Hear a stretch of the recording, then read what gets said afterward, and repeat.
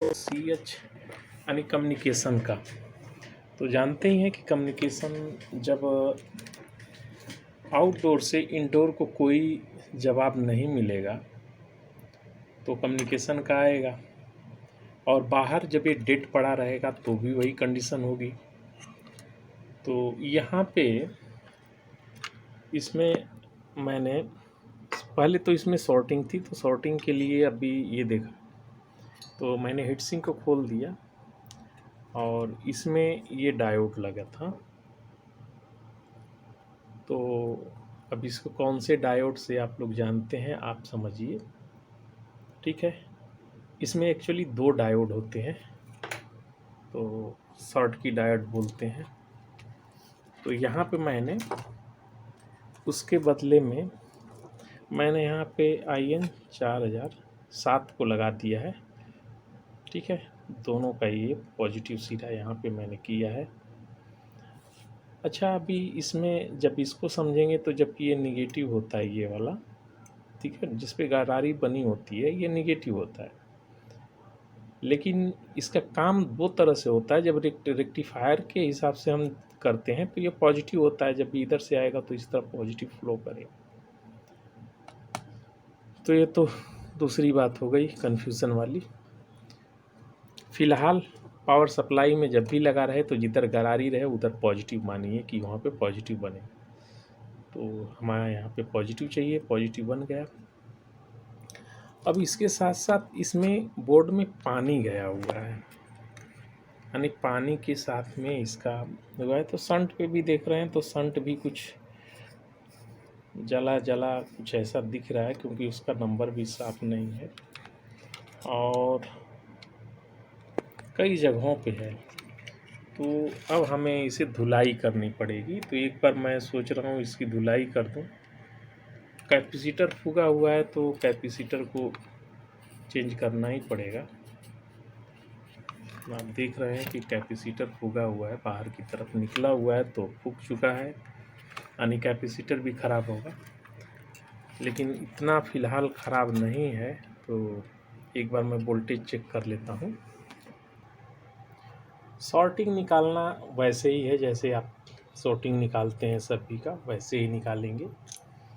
और कैपेसिटर पे तो कैपेसिटर फूगा हुआ है, कुछ MFD कम हो गया होगा। यहाँ पे देख रहे हैं तो बन रहा है 300 वोल्ट बन रहा है। तो कैपेसिटर पावर सप्लाई को हम देख रहे हैं, तो पावर सप्लाई जो इसकी बन रही है वो यहाँ पे आप देखिए, तो पावर सप्लाई जो इसकी बन रही है ये किस तरह से बिहेव कर रही है तो आपको स्पष्ट मालूम पड़ जाएगा। तो यहाँ पे आप देखिए कि 5, 15, 17,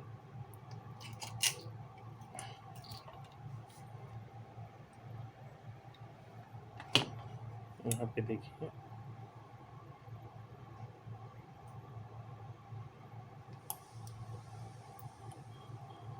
कांटा, ये देखिए आप। तो ये फीडबैक नहीं मिलता है तो ऐसा होता है, यानी फीडबैक इसको प्रॉपर नहीं मिल रहा है। और नहीं मिलने का कारण है कि और पावर सप्लाई बनाते समय कुछ चीज़ आप ध्यान रखिए, क्योंकि मैं अनुभव से बताता हूँ, आपको पता नहीं है जानकारी होगी कि नहीं होगी वो मैं नहीं जानता हूँ। जो मेरा अनुभव कहता है,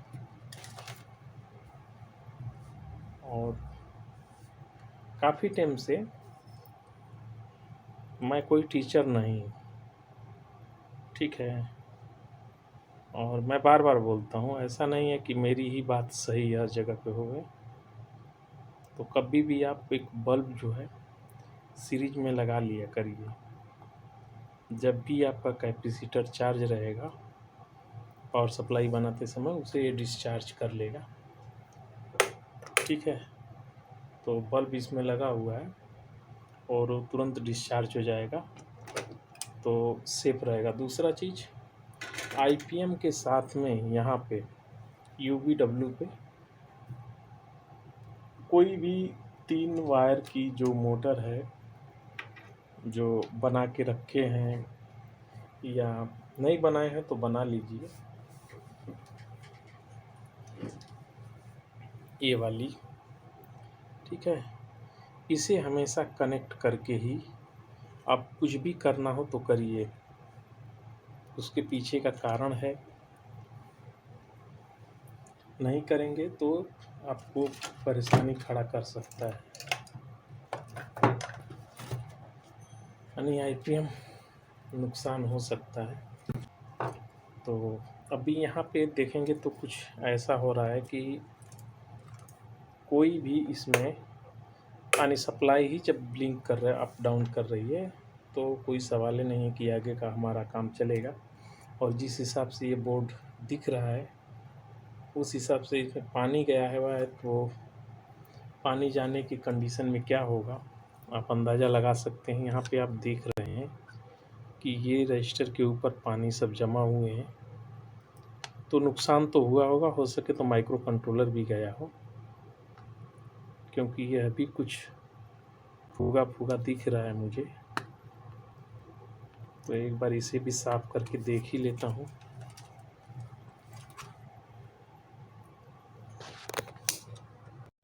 तो यहाँ पे माइक्रो कंट्रोलर तो बिल्कुल साफ़ सुथरा है, कोई फटा वटा नहीं दिख रहा है। फ़िलहाल हमें पावर सप्लाई इसकी सही करनी पड़ेगी, तो उससे पहले मैं इसकी धुलाई कर देता हूँ एक बार, तो अच्छा रहेगा। तो यहाँ पे इस बोर्ड की मैं धुलाई कर देता हूँ।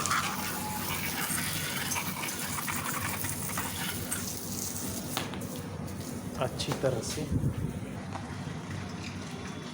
और धुलाई करते समय कोई वो ज़्यादा वो नहीं रहता है, साधारण सा सर्फ एक्सल का टिकिया लीजिए या फिर रिन की टिकिया ले लीजिए या फिर टाइड ले लीजिए, कुछ भी हो, और बहुत अच्छे से इसको कर लीजिए। तो मैं अभी कर लेता हूँ, घस लेता हूँ उसको, अच्छे से क्लीन कर लेता हूँ, फिर टेबल पे चलते हैं तो इसके बारे में और जानकारी लेते हैं। मेरी तबीयत बराबर नहीं, तो चलिए टेबल पे फिर मिलते हैं। बोर्ड की अच्छी तरह से आप धुलाई कर लीजिए, जैसे मैंने अभी कर लिया है। देखिए अभी वो ठीक है। अभी क्लीन करने के बाद थोड़ा ब्लोवर से इसे हीट कर लीजिए। हीट करने से क्या होगा, जो भी पानी रहेगी इसमें से वो निकल जाएगा। और कोशिश करिए कि आज धुलाई करिए, तो अगर सुबह में धुलाई करते हैं तो दिन में पूरा दिन जो है धूप ले लेनी चाहिए।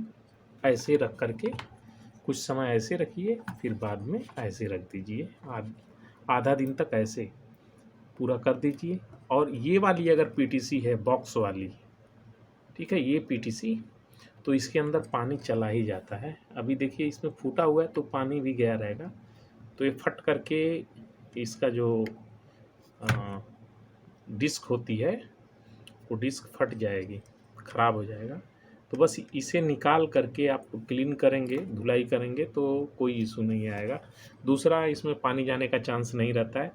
ये चॉपर में पानी जाता ही नहीं है, क्योंकि ये इतना हार्डनर इसके अंदर डाल करके किया रहता है। अब इसका देखते हैं, तो यहाँ पे जो सप्लाई बनाई गई है, यानी रेफरेंस जो बनाया जाता है वो रेफरेंस का इशू है, यहाँ से फीडबैक नहीं जा पा रहा है, तो जिससे आईसी जो है स्विचिंग करती जा रही है और फिर वापस रीस्टार्ट हो रही है। 431/431 यहाँ पे लगा हुआ है, संभवतः अभी मैंने देखा नहीं है, तो मैं इसका डायग्राम भी नहीं बनाया हूँ। चलिए ठीक है, तो मैं आगे शुरू करता हूँ, कनेक्शन कर लेता हूँ, फिर बताता हूँ। तो चलिए इसमें मैं बताता हूँ आपको। यहाँ पे जो लगा हुआ है 431, तो काफ़ी यही रहता है ना। अभी मेरा लैपटॉप में थोड़ा इशू है, और इशू के साथ साथ कुछ देखिए, यहाँ पे ये वाला जो लगा हुआ है हमारा, ये है, ये ट्रांजिस्टर, ठीक है, ये ट्रांजिस्टर समझिए, लेकिन वो कुछ और रहता है। तो इसका वर्किंग का जो तरीका होता है वो ये रहता है कि जैसे हमारी ये वाली पिन है, तो हमने यहाँ पे लगा दिया है, ठीक है, ये वाली। इसमें होता क्या है कि जब हम इस पे सप्लाई, जो भी हमें सप्लाई चाहिए होती है, जैसे हम अगर यहाँ पे 12 वोल्ट हमें चाहिए, हम आउटपुट 12 लेना चाहते हैं, जो हमारा एसएमपीएस है 12 लेना चाहते हैं, ये कैपलर वाला हिस्सा है, ठीक है, ये कैपलर वाला हिस्सा है।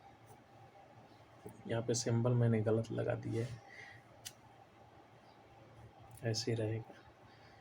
तो होता क्या है कि ये जो ट्रांजिस्टर हमारा रहता है, इसके इस वाले पिन पे, यानी ये वाले, यानी यहाँ पे और यहाँ पे जो हमारी ऐसे पिन लगी हुई है, 1 2 और 3, यानी कुछ ऐसा है ये, इस तरह से, यानी यहाँ पे जो देख रहे हैं ये इसकी क्रमशः ऐसे।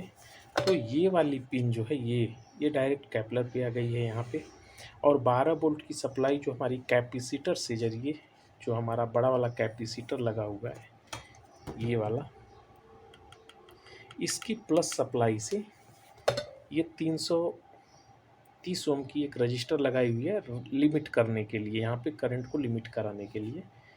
और इसके अंदर 1 किलो ओम की एक रजिस्टर लगी हुई है, जो ये है, ये वाली।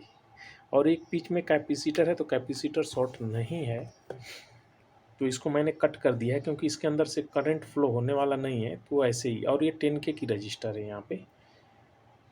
तो अब देखिए यहाँ पे है 242 और ये है 123, तो 123 12 किलो ओम हुआ, यहाँ पे देखेंगे 12 किलो ओम हुआ, और 242 यानी 2400, दोनों को कैलकुलेट करेंगे तो इतना आएगा।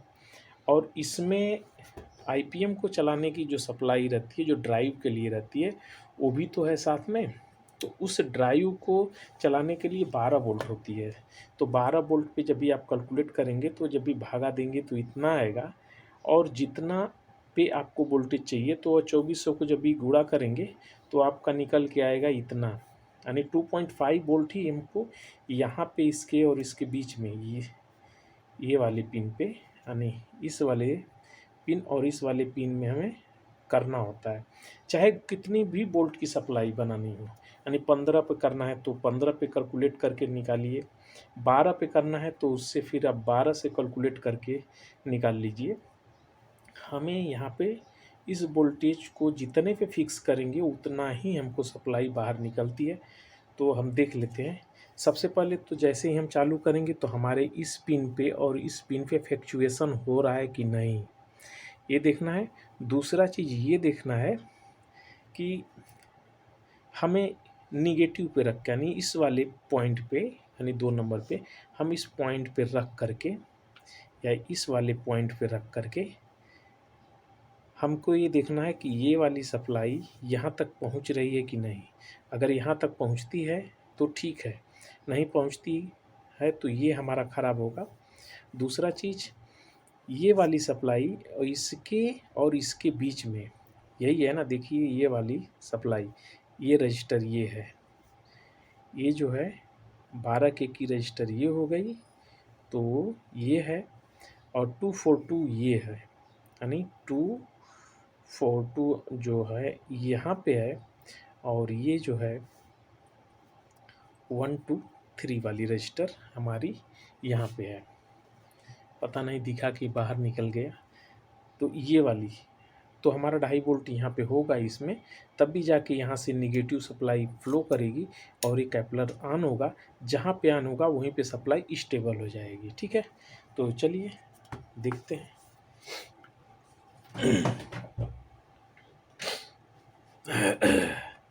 तबीयत कुछ गड़बड़ होगी और लंबी गड़बड़ होगी, फिर होगी तो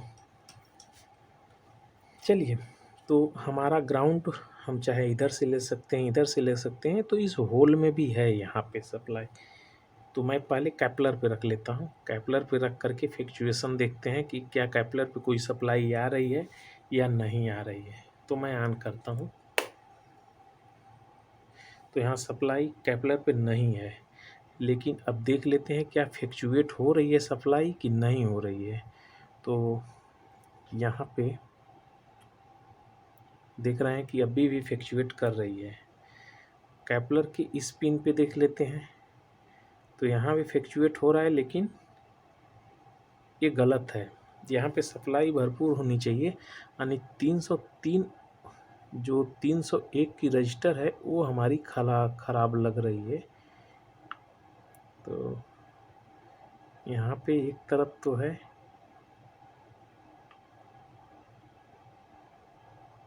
ये रजिस्टर हमारी खराब लग रही है। ये रजिस्टर खराब है, ये रजिस्टर खराब है। बोले तो हुआ क्या है वो भी मैं बता देता हूँ।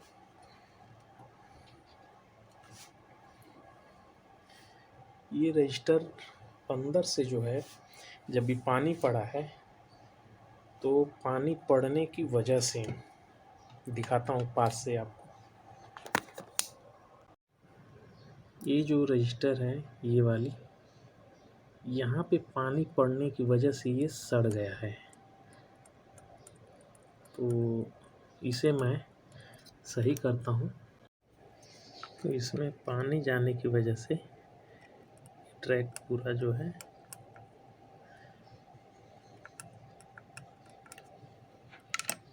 ऐसा हुआ है।